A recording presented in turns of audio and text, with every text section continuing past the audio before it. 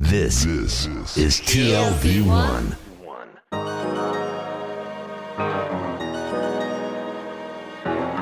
The Tel Aviv Review.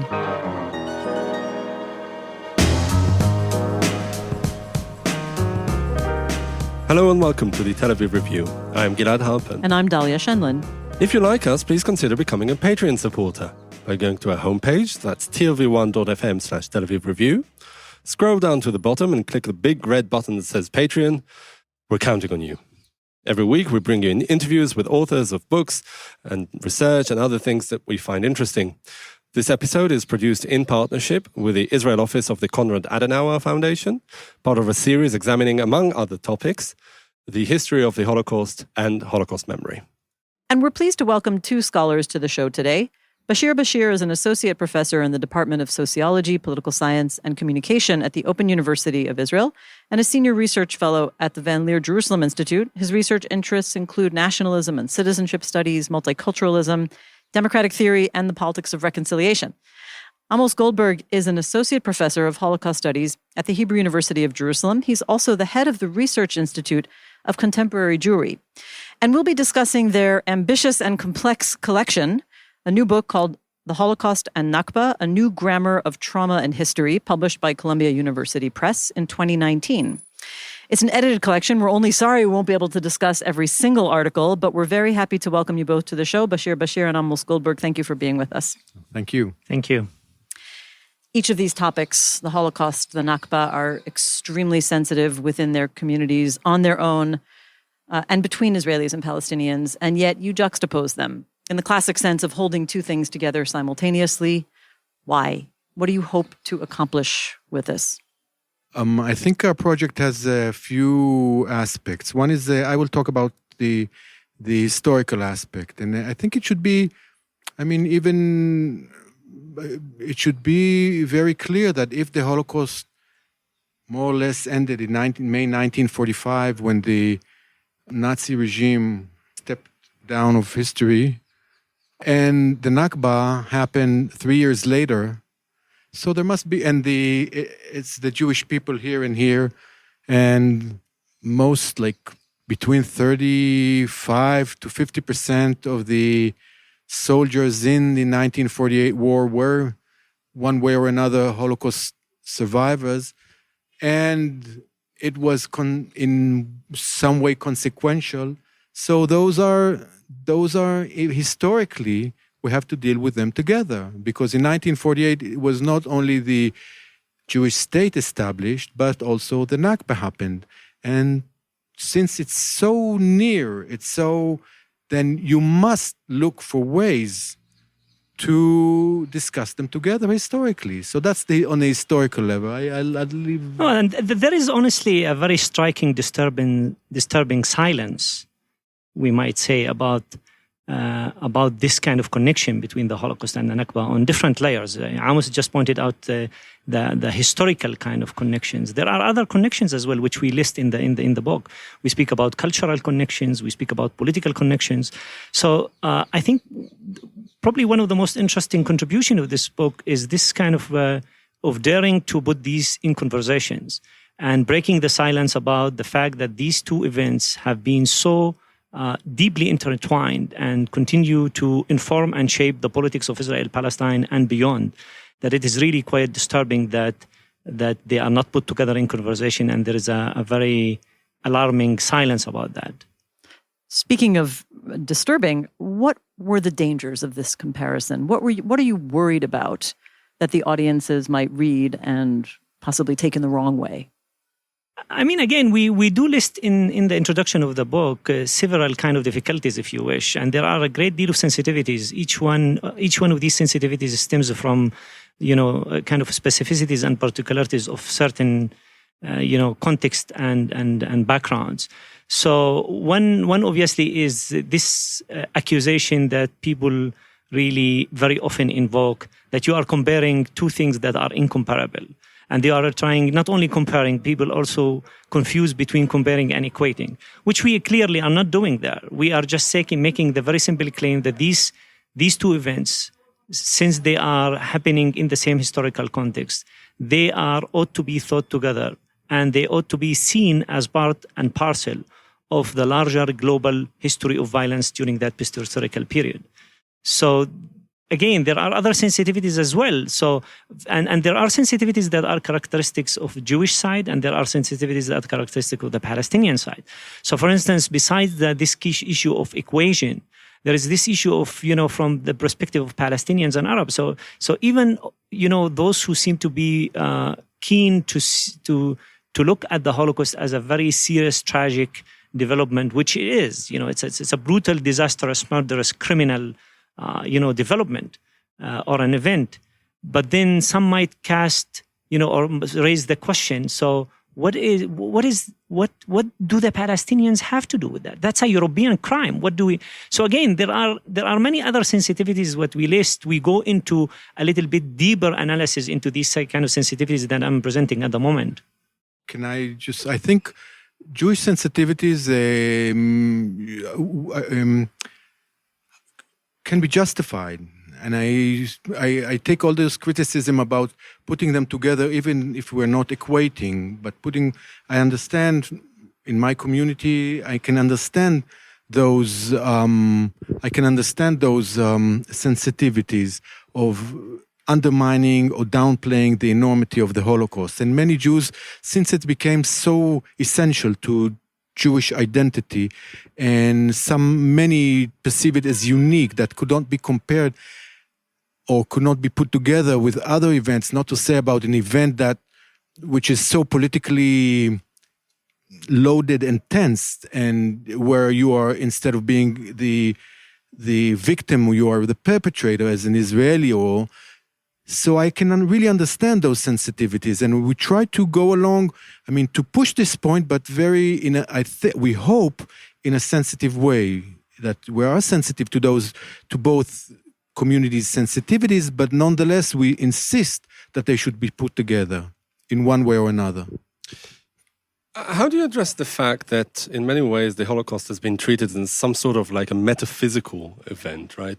Especially in the West and in Israel, and in particular with relation to the so-called lessons of the Holocaust, right? It's something that, everybody is still talking about today, because there are two kinds of lessons of the Holocaust, right? The universal kind.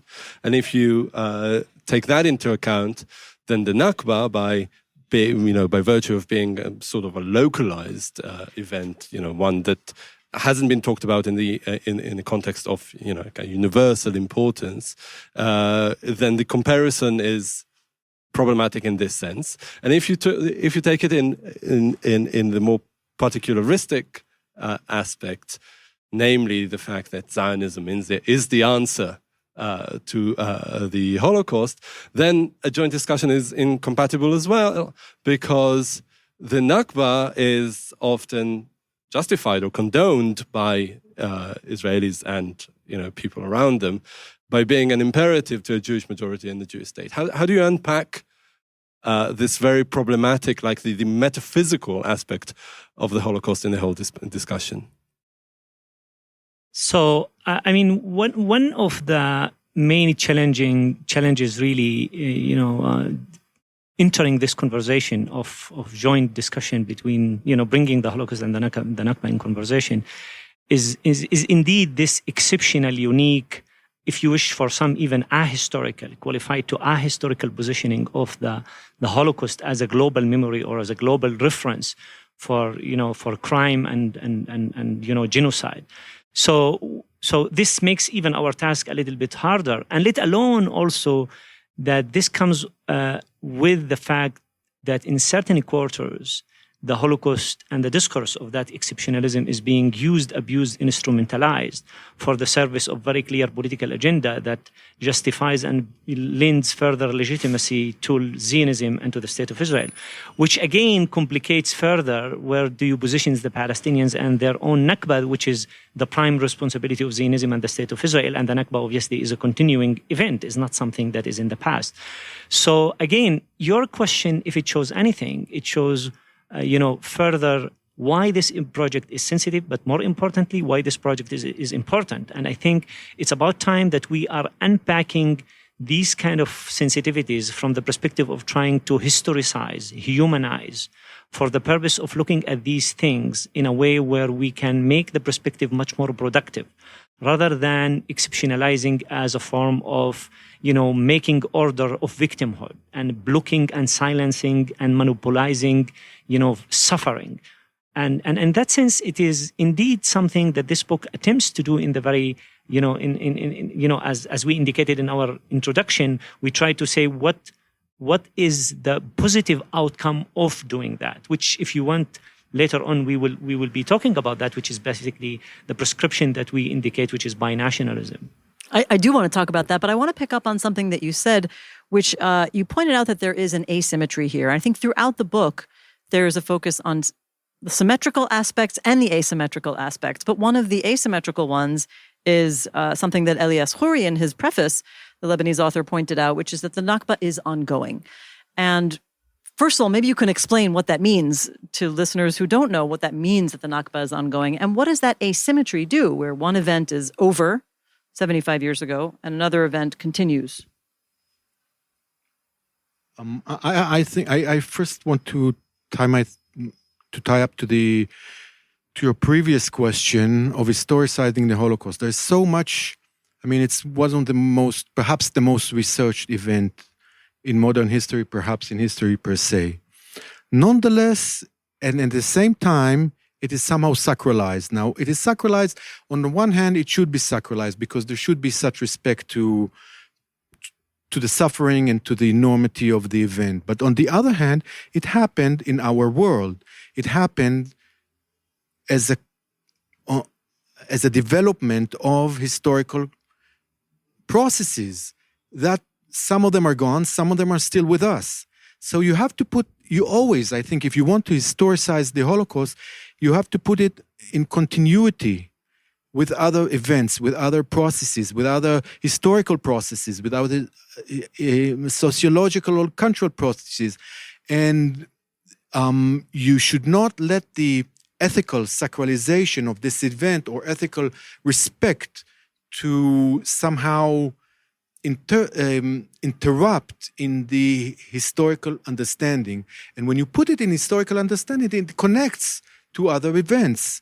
And then the lessons, it's not a lesson. I mean, just understanding our humanity in the modern world demands to understand the Holocaust in connection with other events, including the Nakba, which is of course different, but in some ways, despite the differences, also has some connections to it, causal or conceptual or historical. There are different layers of asymmetries that are also, further complicate the project. And these layers of asymmetries can rank all the way from the fact that the Holocaust, the magnitude, the scope, the scale is just outrageous. I mean, and in that sense, it's a genocide of a magnitude that is basically very, very drastic and very dramatic and very alarming.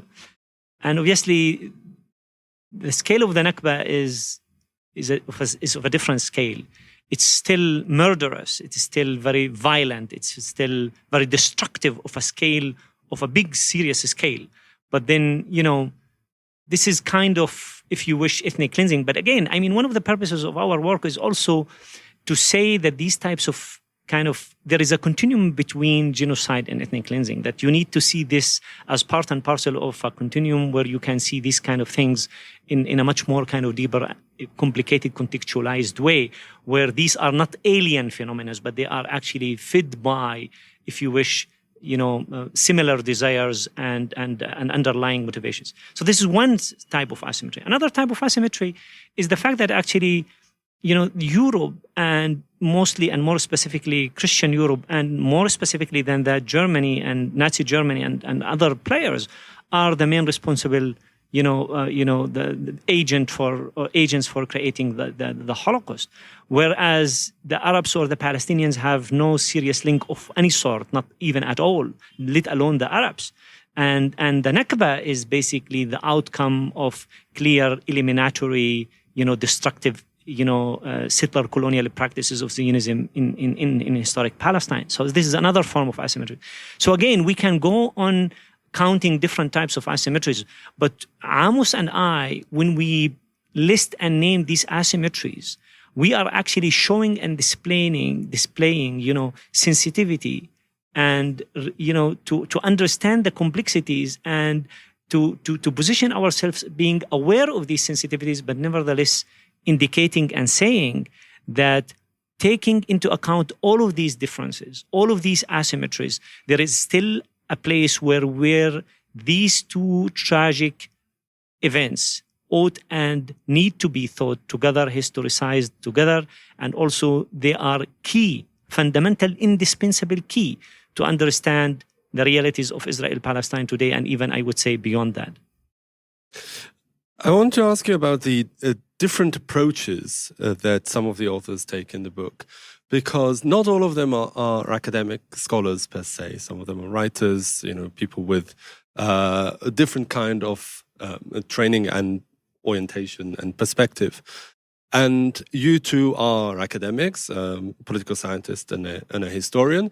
And I want to ask you about how the scholarly and the non-scholarly approach intertwined in this work, because much of what you say is not so much about, thinking about new ways of understanding the history of the Holocaust or thinking about new ways of, different models that, people deal with in social science, but really about more of some sort of even like sort of a public discourse sort of contribution. And you do talk about creating a new syntax. That's in the title of the book, and a new language and terminology. Grammar, grammar. Mm-hmm. It depends what you mean by scholarly. I mean, if you think of analyzing the discourse on one aspect of being scholarly about historical events is analyzing the discourse in which it is discussed, and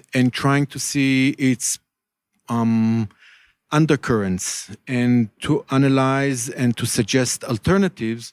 So I think we're very scholarly in this sense.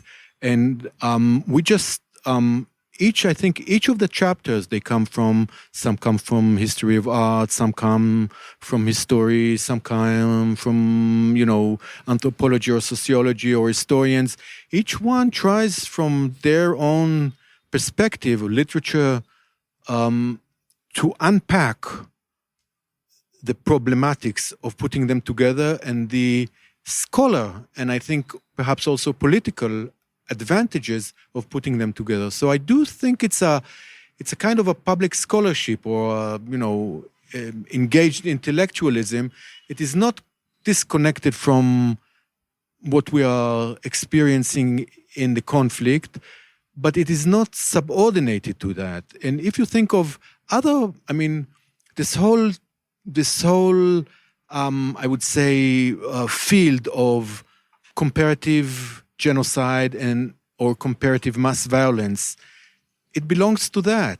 If you think of multidirectional memory, which has become a buzzword in the field of memory studies, then it connects to that.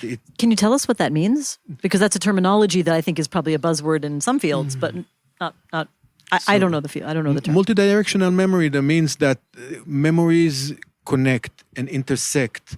And it's not a zero-sum game. It's either you remember the Holocaust or you remember the Nakba, and you can't remember or relate or both. And we say for historical reason, for ethical reason, which we didn't touch yet, but it's very important, for ethical reasons, for historical reasons, for cultural reasons, on any decent, if you're really decent with yourself on any of those levels, they must be put together and intersect in a multidirectional way. That means sometimes they hold a dialogue between them, which is very complex. Let's put it this way. Well, I think you opened up a question that's really been on my mind about one of the symmetries that we see in the discourse around Holocaust and the Nakba, which is a sad symmetry, and that's that each side has embraced a zero-sum approach to thinking about or remembering it. I think you point this out in the introduction as well. Can you explain what that means, that each side has this perspective of suffering that they embrace at the expense of seeing the other side suffering? Why is that?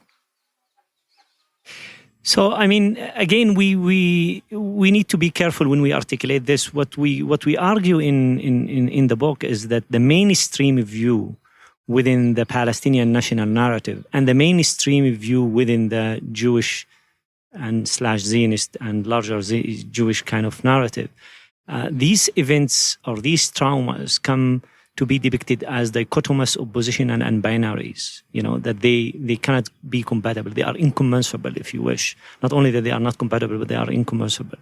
And therefore, that the type of engagement with them is premised on these types of looking at them as if, in a form of competition, where if you were to engage with one, this has to be leading to the exclusion of the other or something like this. And what we try to do is to introduce some disruption to this.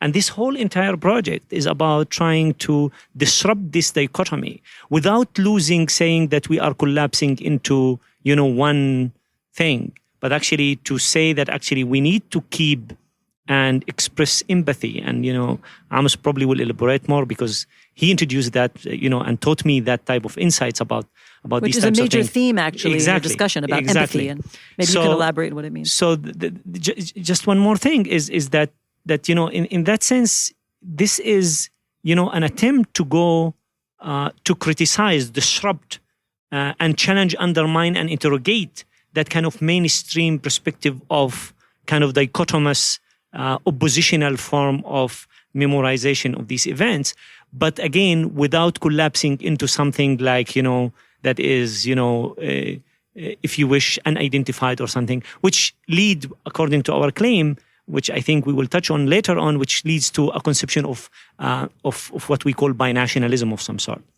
It also, it has to be connected to one asymmetry that we haven't discussed because I think we took it for granted, but it has to be put in the grand scale. There are all kinds of asymmetries, but here in Israel, Palestine, there is asymmetry in power.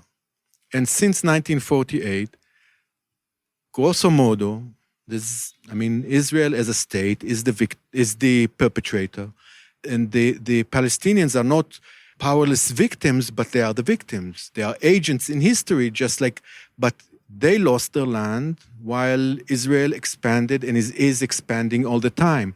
So to extract empathy within this asymmetry is twice as hard than even just for all the other complexities. It makes it very difficult, I think, for not only for the Palestinians to show empathy.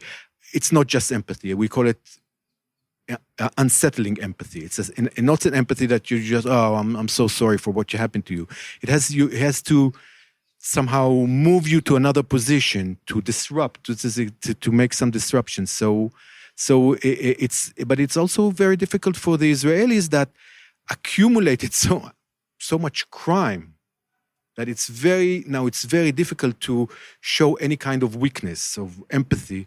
Because where will it lead us? Because you have to defend the things that are going on. There's so much, so much has already been done, and you keep defending it.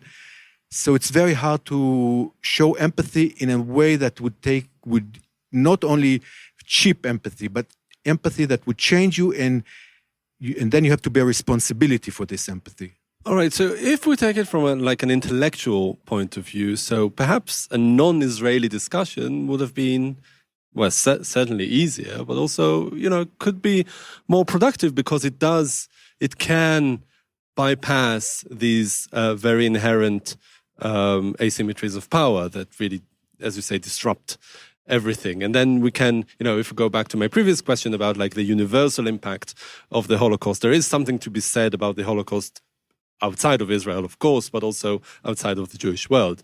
But I'm guessing, and reading your book, it comes out of it pretty clearly, that there is a special importance of discussing the Holocaust and the Nakba in a very localized context.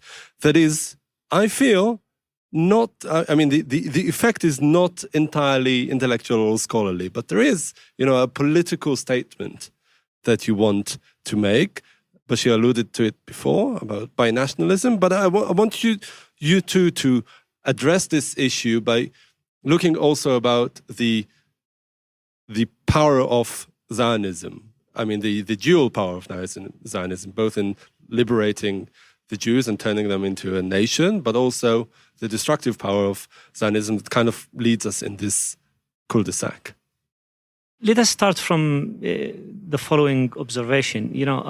One of the things that when you speak about localized kind of treatment of the Holocaust in the context of Israel-Palestine, one of the arguments that we put forward, at least me and Amos in our joint piece, because we are not representative of the whole entire volume anyway, this is a co-edited volume at the end of the day, is the fact that actually our perspective is that the Holocaust has become an integral, inseparable part of Palestinian history, not by Palestinian choice. But this is how tragic and in that sense, even if you want to, you cannot really afford not to seriously engage. And that is precisely also because of the consequences of the Holocaust.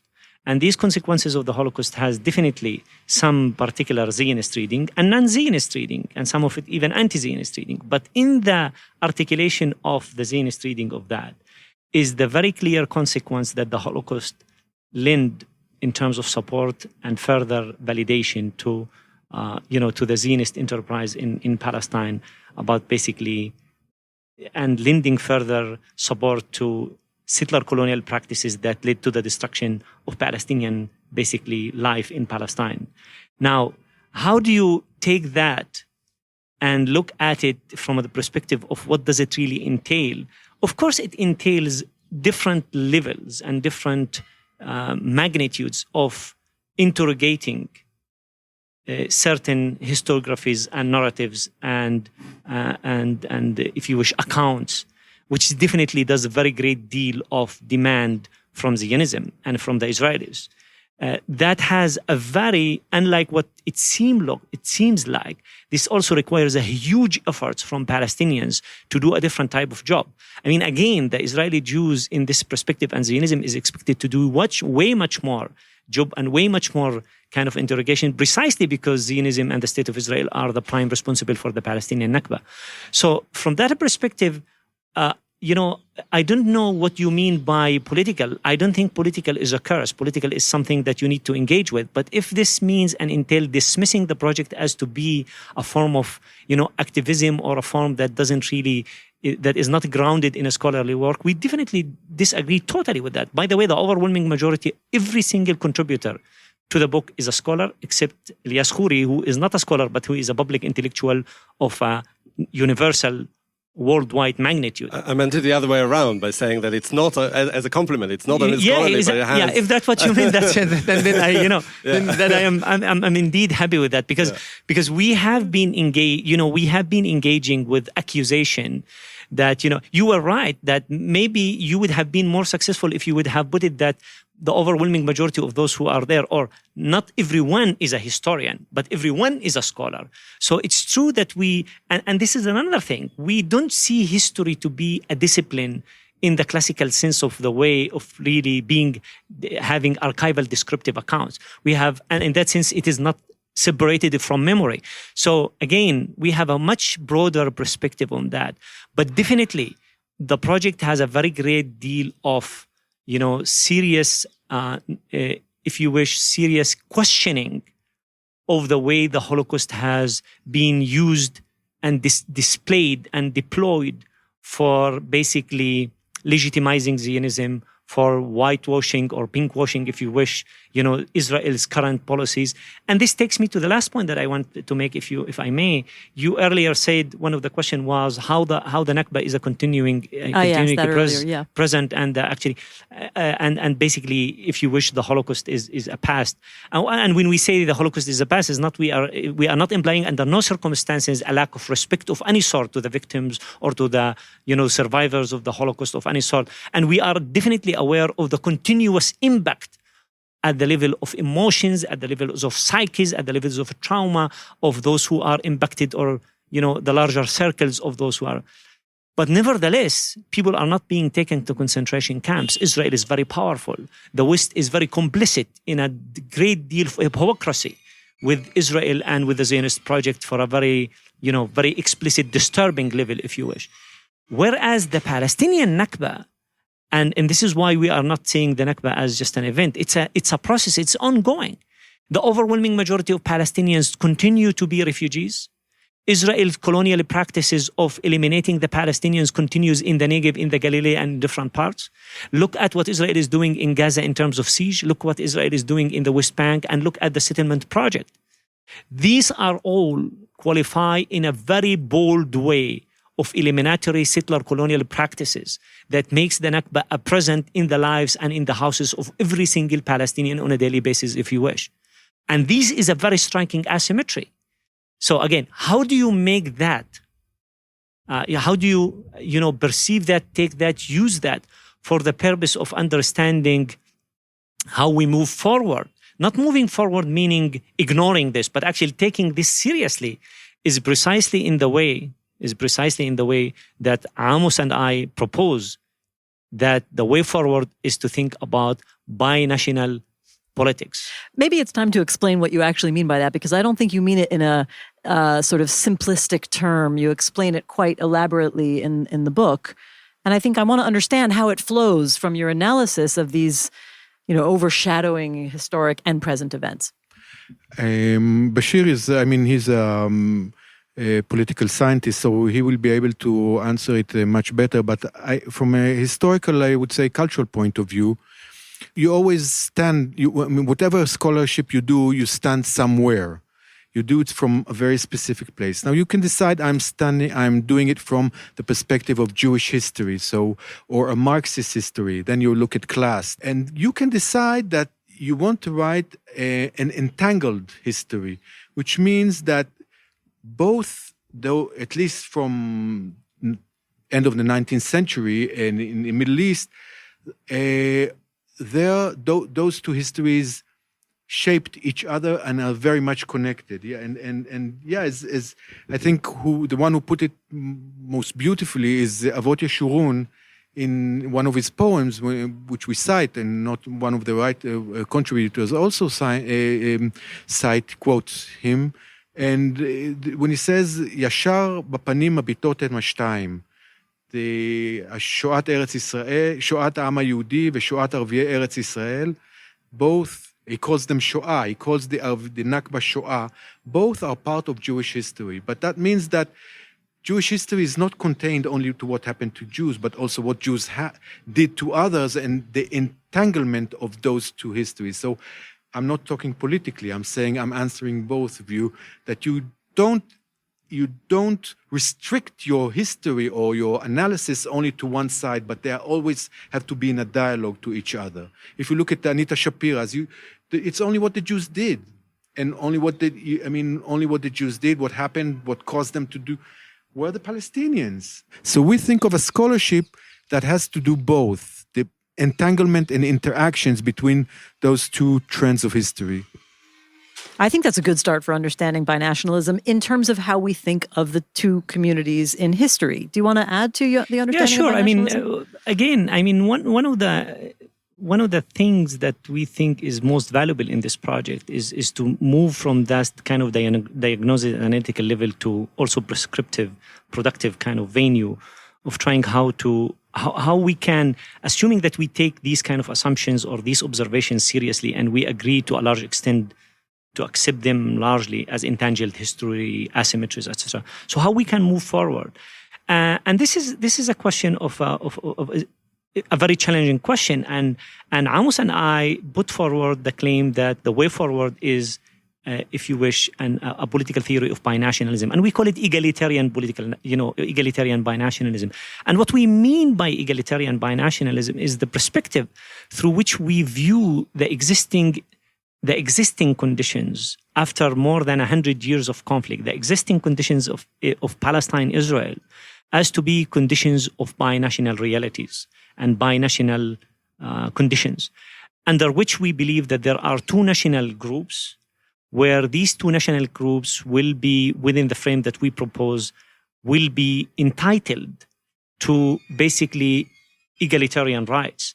And the interesting proposition about binationalism, that binationalism is not reduced only to individual rights. What makes binationalism distinct as an analytical, conceptual, theoretical category, not only as a political claim, but as a theoretical, conceptual kind of category, is precisely the claim where you also grant national self-determination to both groups. This is what makes it national, and binational meaning both groups. So in that sense, these types of egalitarian binationalism is premised on mutual legitimacy, parity. So there are kind of there is a normative content to that. Now, of course, binationalism, the way we speak about it, has a little bit more complications than just presented briefly here, and there are two complications here that I think we ought to pay attention to.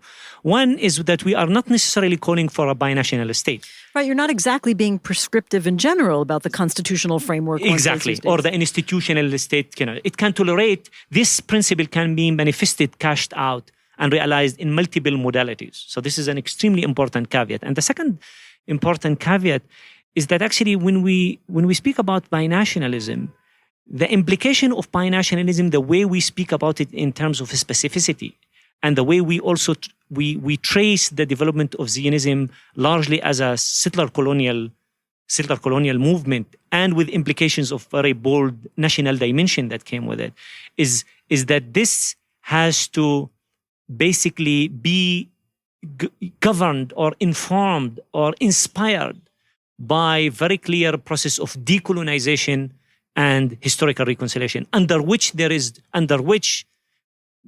no way whatsoever for any form of exclusive Jewish rights or privileges of any sort. And the challenge here is twofold. The challenge for the Israeli Jewish side is that they clearly have to understand that under these circumstances, there are no Jewish privileges of any sort, no exclusive Jewish privileges of any sort, including Jewish sovereignty.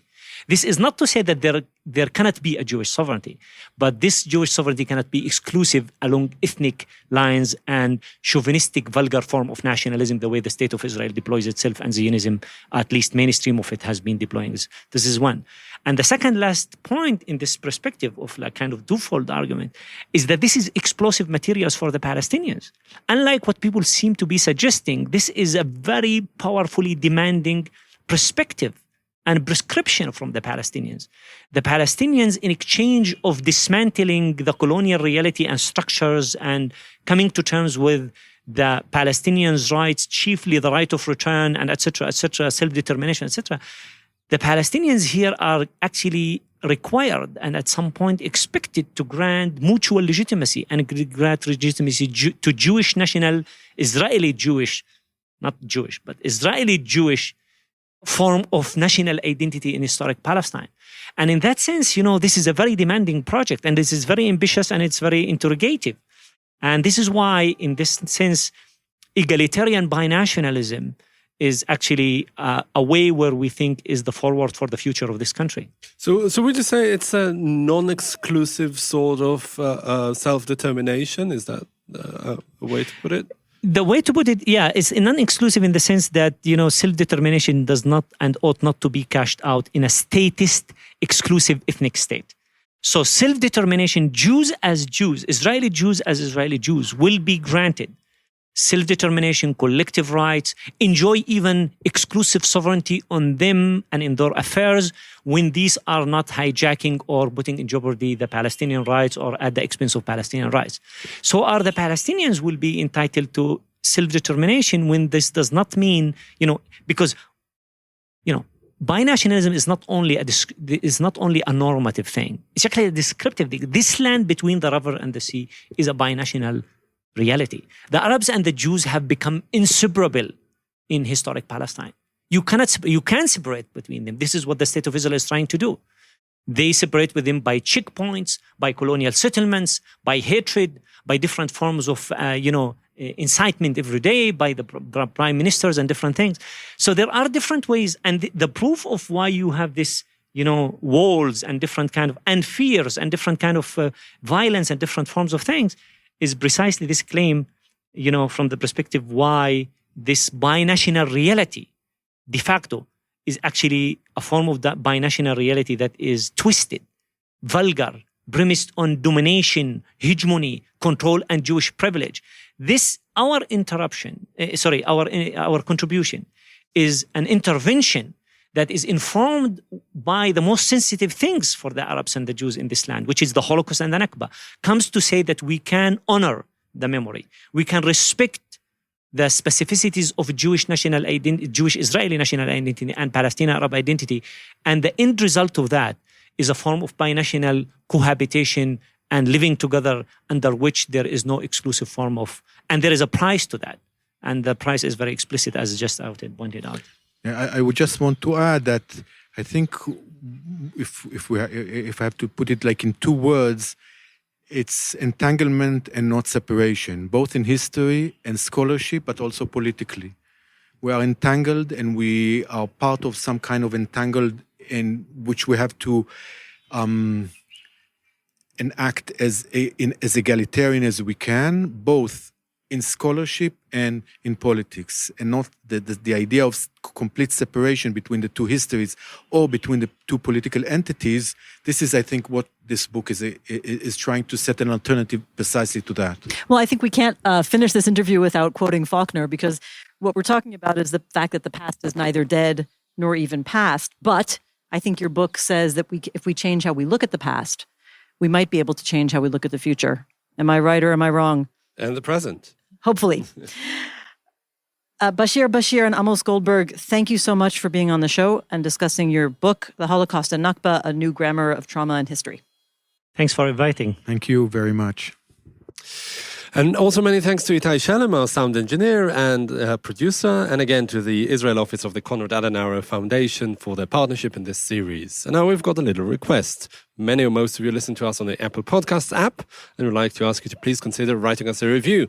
All you have to do is go to the ratings and review section and write a glaring one, or even not a glaring one. You can also support us by going to our website, that's tlv1.fm/Tel Aviv Review, and subscribing onto our Patreon campaign. Check out our archive. It has about 600 interviews. And if you like what we do here, you can also like us on Facebook. Our page is called the Tel Aviv Review Podcast, Ideas from Israel. And do not forget to follow Dalia and me on Twitter. Join us again next week for another edition of the Tel Aviv Review. And until then, from Dalia and from me, goodbye.